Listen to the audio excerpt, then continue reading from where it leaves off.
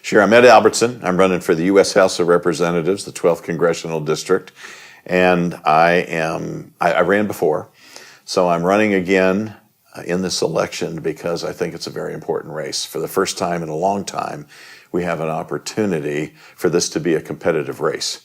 It wasn't before, and it still isn't guaranteed. It's still a gerrymandered district. There's still a lot of money that's going to be sloshing around. But last time it was pretty sewed up for the incumbent. He'd been there 17 years. He had $4.5 million. He never needed to campaign. It's one of the evils of gerrymandering that issue one, by the way, can address, and I'm hopeful people will support that. First of all, I believe that it's the most important issue we face, the gravest threat that we face. And the reason that I feel that way is because if we don't fix that, it's really not going to matter that we do anything else. That's not a real conversation starter in the 12th Congressional District. People are aware of it. But the truth is, talking about that in and of itself doesn't really get a lot of attention. And what I like to tie that to is it has a lot of potential for us to provide jobs, to bring educational opportunities here, to bring good living wage jobs and beyond here to the 12th District. And I would be representing the 12th District. So as much as I feel that's important to the country, I also believe it has great value to the 12th Congressional District.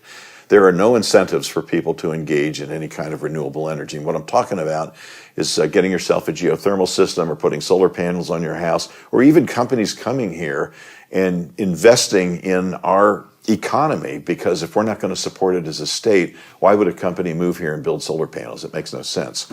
I see that changing through federal action, and what I really believe is needed is an energy policy, a national energy policy. I think that America is a great country with great resources and great people, and I cite frequently that if we engaged in the same competitiveness and spirit of can-do that we had with the space race back in the 60s, we could make energy policy sexy. We could do that. We have a lot of land. Licking County alone is the second largest county in the entire 12th District. Richland County, I've been up to all these counties, but Richland County, Muskegon County, Morrow County, there are places that have been abandoned, factories and working places that have been abandoned that could easily be and quickly be converted to turn out windmills, to turn out solar panels. And if we don't act now, we're going to miss a chance, not only here in our country, but in the world. And I see the country with a good energy policy being a leader in the world, and I see our state playing a major role in that. So I would seek a seat on the Energy and Commerce Committee, and I would push for a national energy policy, and I would bring federal money to the 12th District to invest in businesses, jobs, and education. Yeah, it is a real inflammatory issue. I think that's the best way to describe it. And a lot of issues today are. We've become very divided in our country. We're divided in our district as well. I think, first of all, I'd like to say I own firearms. So I am not speaking as a hypocrite who, I don't believe in guns, nobody should have guns. I own firearms. I was in the United States Army for 6 years. I know how to fire. Well, then, I've been away for a while, but I fired everything in the inventory because that was part of my training. I feel very strongly with the rest of America, 95% of us would like to see an expansion of background checks. I see no reason why anyone should be against that. That is not a violation of our Second Amendment rights. And I believe that background checks would make sure that at least most terrorists don't get guns. Most people that are mentally challenged don't get guns. Criminals don't get guns. Right now, yes, there are a lot of guns sloshing around. There are a lot of loopholes. The gun show loophole, I think those should be closed. And I think most reasonable people, and I would say that's the majority of Americans, want to see something done. The sad thing is nothing of substance has been done. I think background checks is a major step in the right direction. And I would like to say this because when I was a Boy Scout, I'm an Eagle Scout. Once an Eagle, you're always an Eagle. I learned gun safety from an NRA instructor. And back in those days, that's what the NRA stood for, was gun safety.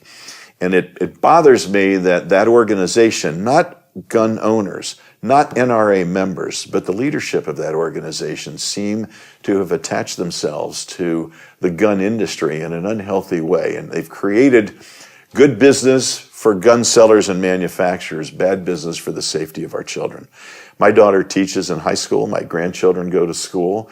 And like parents and grandparents, it bothers me that they have to worry, and they do, about being safe in their schools. And that is just not right in America. I had a gentleman came up to me the other day and he said, why don't we have licenses like we have driver's licenses? And I said, it's probably not a bad idea. And I'll tell you where that resonated with me. When a police officer, such as the police officers in Westerville that sadly lost their lives protecting us, respond to a call, a domestic violence call, or anything, they stop a car, they have no idea whether that person is armed, whether that person intends to do them harm. I try and put myself in the shoes of somebody who probably has maybe a tenth of a second to decide, am I in a safe situation or not?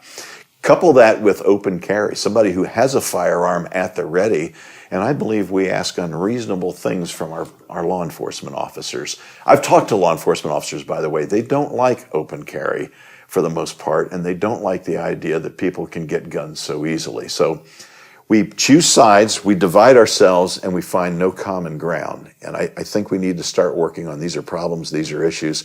And I think we are lucky the young people have brought this to the forefront, and I do believe they will vote. And I do believe when they say we will vote you out, they will do that. I think it was terribly irresponsible to pass a $1.3 trillion tax cut that the majority, and we do know this as fact, the majority of that tax cut went to corporations and it went to very wealthy people. I don't have anything against very wealthy people, but I will say this. Back in the 50s, not that I'm an advocate to go back in time, can't do that. Back in the 50s, there was a 90% marginal tax rate under a Republican, President Eisenhower, a former general of the Army. And you know what? People still lived here. People still made a good living. The wealthy don't mind paying their fair share. And I can't say how many wealthy people I know. Maybe people are wealthier than I think, but I'm in business and I work with CEOs, I work with vice presidents of sales, I work with people that are doing pretty well financially, and I don't find any of them to be greedy, hoarding people who wouldn't share their money. All they need is to be asked. Kind of like when you campaign, if you don't ask for contributions, you're probably not going to get any. Same way with the tax system. I think that was a giveaway that was politically motivated. I think it was a giveaway for which the American people got absolutely nothing. And I'll say this, imagine we took $1.3 trillion and we invested it in infrastructure or education or infrastructure and education, or we directed that money towards an energy policy and accelerated our ability to have non-carbon-based fuels and instead go to renewable clean energy. We could have done so much with that. We got nothing for this. I know that and you indicated this, some people got a little money in their paycheck, but things are going to be more expensive as a result of this tax cut. I'm surprised and somewhat insulted as an American that the party that has professed constantly we're the party of fiscal responsibility gave that money away. So that's why I say it's politically motivated, and I think it was wrong.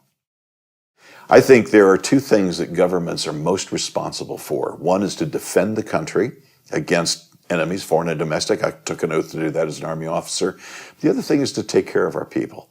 And that can be interpreted in a variety of ways, but I think we've settled the argument on is health care entitlement or a right? It's a right. It's not a privilege. It's a right, and people deserve that from a country as rich in resources as ours and as capable as ours. And it bothers me terribly that the current administration is trying to piece by piece dismantle the process, and each piece that they take away, you know that game, I think it's Jenga, where you pull out a block and eventually the tower falls? Well, each piece that they pull out makes the market more unstable. And an unstable market gives us what we've got, which is 18%. I was just reading today, a lot of the states are seeing an 18% rise in insurance costs, health insurance. And people are blaming, because the tag Obamacare has been attached to the Affordable Care Act, they're blaming it. What that really is the result of is the tinkering of a system that, yes, needed improvement, but not the way it's being done. So here's what I think we need to do. I think we need to look at phasing in, perhaps, Medicare, lowering the age to age 50. First of all, what that allows is a larger pool of people, so the rates should drop. The government, by being able to negotiate on behalf of all of those people, currently 65 and older and perhaps 50 and older, tremendous bargaining power in the big pharma market, in the hospital market, but don't destroy the economy. And the reason I'm very, very careful to say that, in the 12th Congressional District, we have a lot of rural communities that are highly dependent on hospitals and healthcare systems. In some areas, that's one of the largest employers, a hospital or the doctors that are associated with that. If we start tinkering with the system and we start to impact the insurance companies, the hospitals in a way that abruptly disrupts them, our economy's in for a jolt that I don't think we could sustain, particularly in this district. However, I will say this, if insurance companies want to play a little unfair, and I know they're capable of doing it, businesses protect themselves, and only one insurance company wants to play in a certain market and nobody else will bid in that market, then I would open up that market to fine, you can play there and the government will play there. We'll put Medicare in as the alternative provider. Yes, that would accelerate the implementation of Medicare. And by the way, Medicare is not free. We all contribute to that. I'm working, so I still contribute to it, but I'm 66, so I have Medicare. And what I like about it is it covers about 80% of your costs, but you could still buy supplemental insurance, which supports insurance companies and the ways that they make their money, and it provides for you not to be totally broke when you incur an illness, like my family did recently. England actually has a model just like that. Their national health care plan has a very basic but comprehensive coverage of individuals, and then if you want to buy additional supplemental insurance, insurance companies provide that. And I think it's a nice compromise, and I'm very surprised our country hasn't looked at that as a way to do that. What a single-payer universal system allows is the economies of handling things routinely in great volume that many, many different insurance companies cannot do. And I know that insurance companies, when they hear that, shudder, and their lobbyists say, no, we can't do that, it'll ruin healthcare in America. Well, the rest of the civilized world has figured out how to do it. Profits should never come before people, and there are places in the service part of our society, such as our prisons, such as our healthcare, such as our defense, that privatizing those services is not a great idea. It starts to focus more on profit and less on service, and particularly when you're talking healthcare, that's dangerous. Again, we've paid into that as citizens, and it disturbs me when I hear, and he should be ashamed of himself, Paul Ryan saying that's what we're going to go after next. We've got to make cuts at Social Security. We've all paid into that. Now, Congress a long time ago started raiding the Social Security fund. And that's their problem. They need to figure out a way to restore that money or make it pay for itself. But cutting Social Security, if anything, it ought to be increased because it raises the standard of living at a time when people are most vulnerable. They're on a fixed income. They're too old to make extra money, most of us, and they need it. And I just don't see tinkering with that. And the reason I say Paul Ryan ought to be ashamed of himself, it's not just for old age and a substitute for pensions, which, by the way, are mostly non-existent. So you're left with either a 401k and or Social Security to subsist for the rest of your natural life. But it's also an insurance policy for families that are affected by a death, a spouse dies, family suffers hardship, and there's a way to provide benefits to that family. And Paul Ryan was one of the people that benefited from that. So it is interesting and I think a little hypocritical to be talking about a program like that requiring cuts when one has benefited so greatly from that. In this district, I have very reasonable neighbors. Most of them are Republicans right up and down this street. My neighbor next door is a really great guy. He comes over when the snow gets a little too deep and he'll plow my driveway for me. We don't let things that divisive get in the way of being good neighbors, and we talk about things like gun safety. He's got a couple of children. I know he wouldn't want one of them to pick up one of the weapons that he has and hurt themselves or hurt him. We've lost the ability to talk to each other and find common ground when we start yelling from the beginning. And I think the key, to answer your question directly, to engaging people that see things differently is to try and find what are the origins of their position. And I think if you sit people down and talk about what are we trying to accomplish, we can find some common ground and strike a bargain somewhere. One of the things that's a short answer is Congress needs to do its job. It needs to do its job, and it needs to enact laws, listen to people, represent people, and put a check on the president. A good example, and they haven't done much to be proud of in past years. I think Congress hasn't been doing its job as a body. But when they passed the Russian sanctions and they limited the power of the president to not implement those sanctions was what we need to do. As a congressional body, we need to let all presidents, not just autocratic Mr. Trump, but all presidents know you are simply the chief executive. Your powers are delineated in the Constitution, and when you stray outside that fence, we're going to put you back in there because you don't declare war. You don't go make deals that you're not entitled to make. My problem with Mr. Trump is He's a CEO of a family-run real estate business. Granted, appears he's been successful. We don't know how because he won't release his taxes. So we don't really know how successful he's been. But there's a big difference between running a family business and running the United States of America. And this is a guy, and I think we're seeing a lot of examples of this, who does not know what the boundaries are. And if we have a Congress that's irresponsible and won't do its job, he'll get away with doing things that endanger our democracy. And the wheels of justice move slowly, but they move.